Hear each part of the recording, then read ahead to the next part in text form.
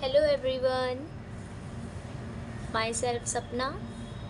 तो I hope आप सभी लोग ठीक होंगे और आप लोग मेरा वीडियो देख रहे होंगे, एंजॉय कर रहे होंगे और सीख रहे होंगे।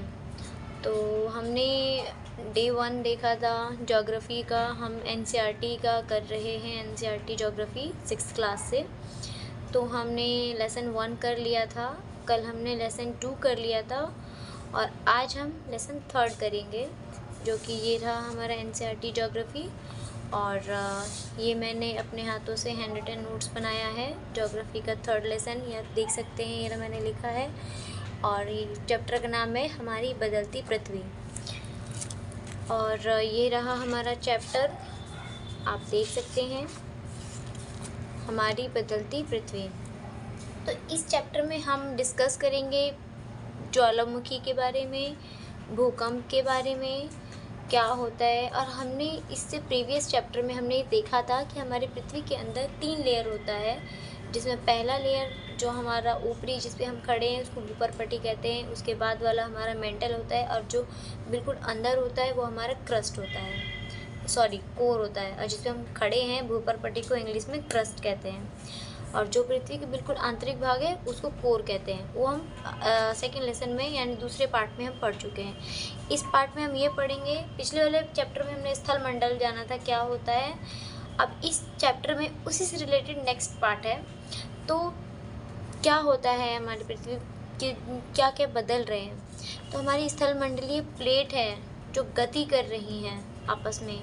आप इन्हीं गति के कारण भूकंप आने का कारण होता है। ये जब आपस में टकराती हैं प्लेटें, एक तो महासागर भी टकराती हैं और महाद्वीप महासागर टकराती हैं, महाद्वीप और महाद्वीप टकराती हैं, तो प्लेटें आपस में खिसकती हैं। या तो एक प्लेट ऊपर चली जाती है या एक प्लेट नीचे आ जाती है, या दोनों नहीं होती हैं, तो फिर वो एक माउंट बन जाता है, पहाड़ बन जाता है, पर्वत बन जाता है, इसी टेक्टोनिक के वजह से। तो चलिए हम देखते हैं कि हमने नोट्स में क्या बनाया है। तो सबसे पहले हमने लिखा है स्थल मंडल में विभाजित स्थल मंडलीय प्लेट धीमी गति से चारों तरफ घूमती है। क्योंकि ये क्यों घूमती है, पृथ्वी की जो स्थल मंडलीय प्लेट हैं जिस पे हम लैंड कर रहे हैं, हम खड़े हैं, वो क्यों घूमती है? क्योंकि हमारे पृथ्वी के अंदर एक मैग्मा है, वो घूम रहा है, इसी की वजह से वो गति करती है। पृथ्वी के अंदर 2 प्रकार का बल होता है, एक अंतर्जनित बल होता है और एक बहिर्जनित बल होता है। अंतर्जनित सही समझ में आ रहा है, आंतरिक भाग में होगा, इसको इंग्लिश में बोलते हैं एंडोजेनिक फोर्स।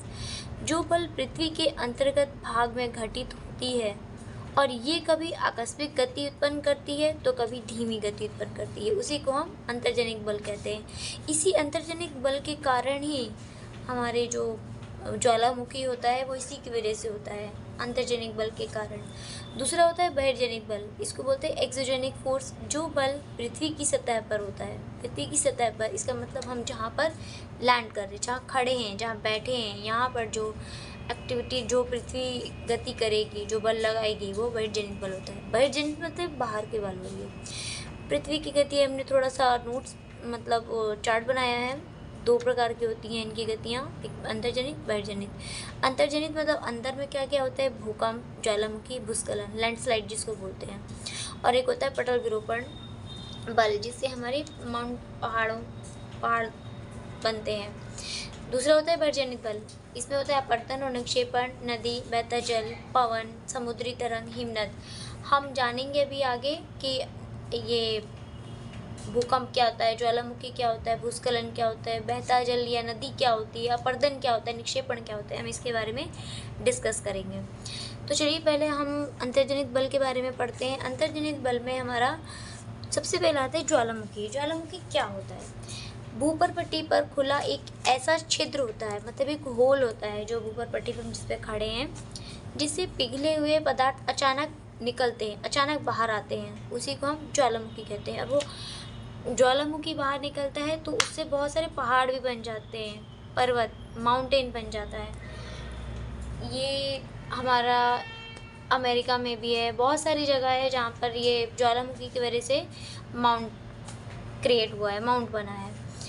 दूसरा पढ़ते हैं हम भूकंप। भूकंप क्या होता है? जब पृथ्वी के अंदर गतियाँ होती है ना, अचानक कोई कंपन उत्पन्न होता है, कोई एकदम मतलब सडन वो कंपन होता है, तीव्र कंपन होता है या हिलता है, इसी को हम भूकंप कहते हैं। अब जहाँ पर ये कंपन होता है, जहाँ ये स्टार्ट होता है, उसको उद्गम केंद्र कहते हैं, यानी फोकस कहते हैं। भूपर्पटी के नीचे वह स्थान जहाँ कंपन आरंभ होता है उसको उद्गम केंद्र कहते हैं। और जस्ट इसके ऊपर में मतलब ये जहाँ से निकलेगा उसके ऊपर भी तो कोई होगा, जैसे ये है हमारा भूकंप, ये हमारा उद्गम केंद्र, और जस्ट इसके सामने जो है ये है हमारा एपिसेंटर, और हम यहाँ पर लैंड कर रहे हैं, राइट। तो जहाँ से भूकंप उत्पन्न होता है वो उद्गम केंद्र है, और उद्गम केंद्र के बिल्कुल सम्मुख यानी बिल्कुल सामने हमारा एपिसेंटर है, जिसको अधिकेंद्र कहते हैं। पृथ्वी की सतह पर वह बिंदु जो केंद्र बिंदु के ठीक ऊपर होता है, इसके निकटतम भाग में सर्वाधिक हानि होती है। और हमारे जो एपिसेंटर के आसपास जितना एरिया हो ना, जितना एरिया होता है सबसे ज़्यादा उसी को नुकसान होता है, ठीक। तो और इससे जितना जितना डिस्टेंस बढ़ता रहेगा उतना हानि कम होती रहेगी, उसका तीव्रता, भूकंप का जो स्पीड है, जो नुकसान पहुंचाने वाला है, वो कम होता जाएगा। फिर भूकंप की कुछ तरंगे भी होती हैं। भूकंप की तरंगे 3 प्रकार की होती हैं, P waves, S waves, L waves, यानी पी तरंगे, एस तरंगे और एल तरंगे, ठीक। पी तरंगे को हम अनुदैर्घ्य तरंगे कहते हैं, एस तरंग को हम अनुप्रस्थ तरंग कहते हैं, और एल तरंग को हम पृष्ठीय तरंग कहते हैं, ठीक है। तो ये हमने भूकंप के बारे में जान लिया। अब हम जानेंगे अपक्षय क्या होता है, अपर्दन क्या होता है। यह अपक्षय अपर्दन किस में था हमारा, हमने पृथ्वी की जो गतियाँ थी वो 2 थी ना, एक अंतर्जनित और एक बहिर्जनित। तो अभी हमने जो पढ़ा भूकंप, ज्वालामुखी, ये सब हमारा अंतर्जनित था। अब जो हम पढ़ेंगे अपक्षय, अपर्दन, जलप्रपात, ये सब क्या होगा, हमारा बहिर्जनित होगा। तो आइए समझते हैं अपक्षय क्या होता है। पृथ्वी की सतह पर चट्टाने का टूटना, बिखरना, ये सब क्या है, अपक्षय है।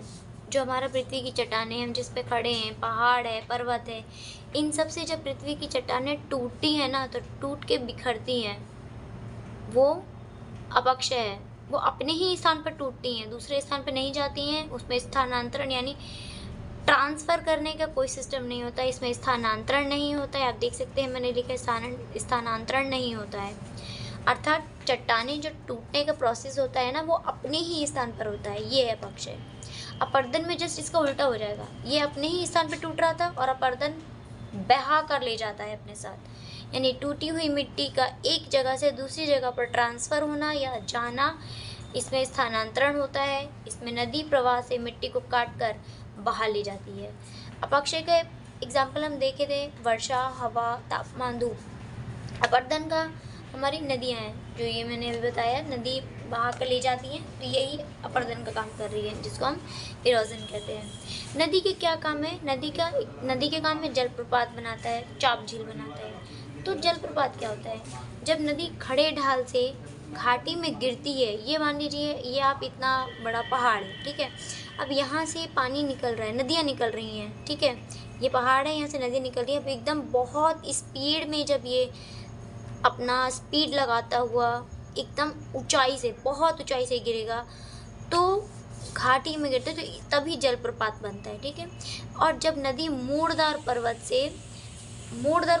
जैसे, मतलब मान लीजिए ये मूड़दार स्थान है, मूड़दार जगह है, इस तरह से मूड़दार है, आप देख सकते हैं ये इस तरह से मूड़दार है। इस तरह से जब नदियाँ बहती हैं, मूड़दार मार्ग से बहती हैं, तो इसे ही विसर्प कहते हैं। ये कुछ सांप की तरह इसी तरह है, इसी तरह सांप भी चलता है, तो इसी मार्ग से जब नदियाँ गुजरेंगी तब इसको विसर्प कहते हैं। और जब ये बहुत इस तरह से विसर्प की तरह चलते जमा करती जाती हैं, तो आपको ये दिख रहा होगा, ये बन गया हमारा, ये क्या बन गया हमारा, चाप झील। ये जो आप ये कट के अलग हो जाता है, फिर ये कट के अलग हो जाता है, तो ये बन जाता है चाप झील, ठीक है। तो ये हमारा चाप झील बन जाता है, आप देख सकते हैं। और ठीक है, चाप झील कहते हैं इसी को।